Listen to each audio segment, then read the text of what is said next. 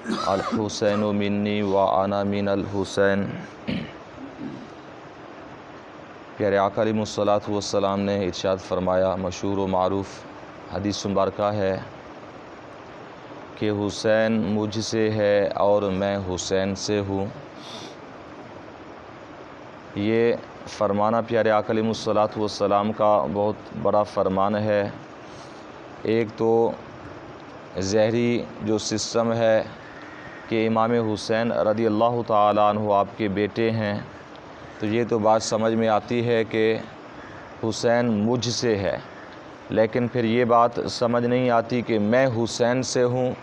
یہ تھوڑا الفاظ مشکل ہو جاتے ہیں، تو بزرگان دین فرماتے ہیں کہ اس سے مراد پیارے آقا علیہ الصلوۃ والسلام نے لی کہ حسین مجھ سے ہے، میں حسین سے ہوں۔ اس کا مفہوم یہ ہے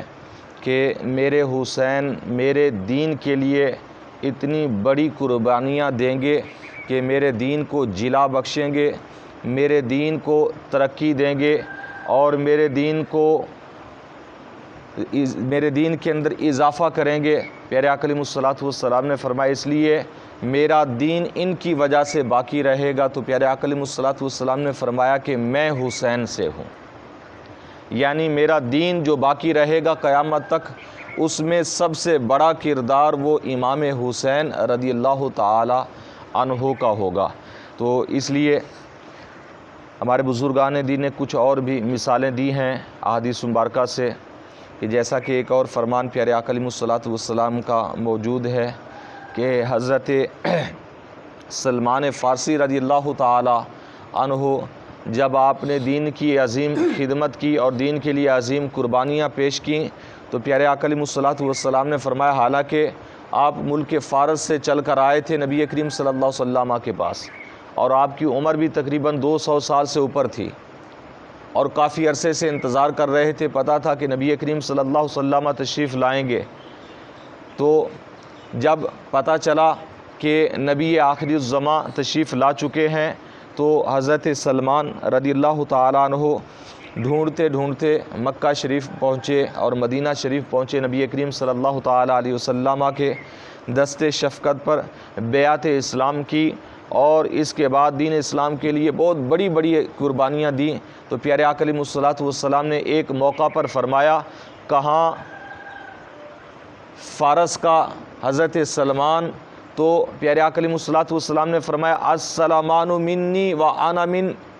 کہ میں سلمان سے ہوں اور سلمان مجھ سے ہے۔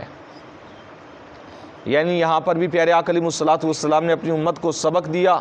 کہ جو بندہ مومن چاہے اس کا تعلق کسی شہر سے ہو، کسی ملک سے ہو، عجم کے کسی علاقے سے کیوں نہ ہو، اگرچہ وہ عربی نہ ہو،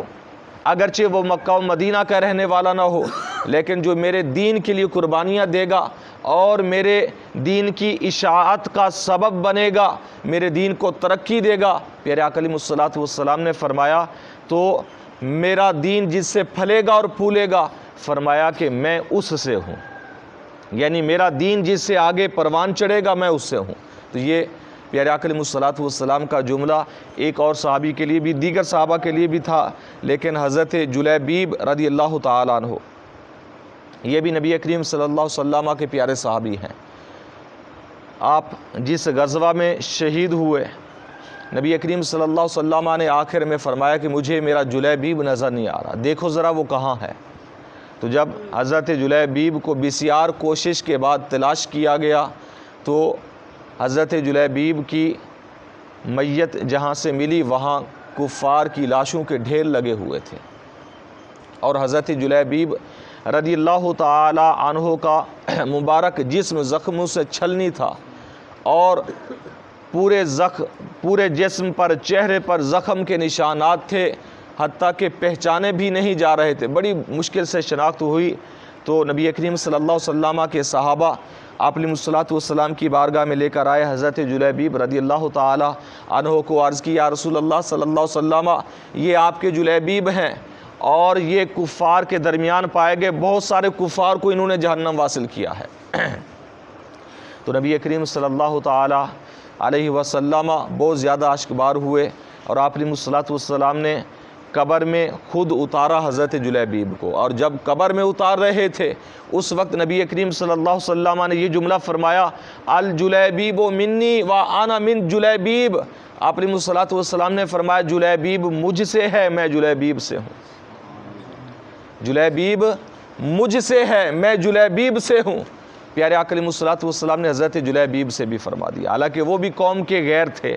وہ بھی نبی کریم صلی اللہ علیہ وسلم کے قوم کے بھی نہیں تھے۔ آپ علیہ الصلوۃ والسلام نے دیکھا کہ جب میرے جلیبیب نے میرے دین کے لیے اتنی بڑی قربانی دی ہے، تو آپ علیہ الصلوۃ والسلام نے یہ فرمایا کہ میں جلیبیب سے ہوں، یعنی یہ کچھ چھوٹا جملہ نہیں ہے، بہت بڑا جملہ ہے، میں جلیبیب میں سے ہوں، یہ فرمانا یہ بہت بڑا جملہ ہے۔ تو یہ اس لیے پیارے آقا علیہ الصلوۃ والسلام نے فرمایا، ہمارے بزرگان دین فرماتے ہیں کہ جو بندہ مومن چاہے اس کا تعلق کسی قوم کے ساتھ ہو، کسی شہر کے ساتھ ہو، کسی ملک کے ساتھ ہو، لیکن وہ نبی کریم صلی اللہ علیہ وسلم کے دین کے ساتھ وفا کرے، آپ علیہ الصلوۃ والسلام کی دین کی ترقی کا سبب بنے اور دین کی خاطر قربانیاں دے، تو بزرگان دین نے فرمایا گویا کہ وہ نبی کریم صلی اللہ تعالی علیہ وسلم کے مبارک جسم کا ایک حصہ ہے۔ اتنی بڑی سعادت کی یہ بات ہے، تو اس لیے پیارے آقا علیہ الصلوۃ والسلام نے پہلے ہی فرما دیا امام حسین رضی اللہ تعالی عنہ کے بارے میں، یعنی آپ کی قربانی نبی کریم صلی اللہ علیہ وسلم پہلے ہی سے جانتے تھے، اس لیے فرمایا حسین مجھ سے ہے اور میں حسین سے ہوں، کہ امام حسین میرے دین کے لیے بہت بڑی قربانی دیں گے، یہ نبی کریم صلی اللہ علیہ وسلم نے پہلے ہی سے بیان فرما دیا۔ تو اس لیے پیارے بھائیوں، بزرگوں دین کے ساتھ وفا کریں گے تو اللہ تبارک و تعالی دنیا میں بھی عزتیں عطا فرمائے گا اور آخرت میں بھی عزتیں عطا فرمائے گا، اور نبی کریم صلی اللہ تعالی علیہ وسلم کے ساتھ سچا تعلق اس وقت بنے گا کہ جب ہم حضور نبی کریم صلی اللہ علیہ وسلم کے دین کے ساتھ وفا کریں گے اور قربانیاں دینے سے دریغ نہیں کریں گے، تو پھر جا کر ایمان ہمارا سلامت رہے گا، ایمان کے راستے پر ہم گامزن ہو جائیں گے۔ اللہ تعالیٰ کی بارگاہ میں دعا ہے کہ نبی کریم صلی اللہ علیہ وسلم کے وسیلہ سے ہم سب کو علم دین سیکھنے کی، سمجھنے کی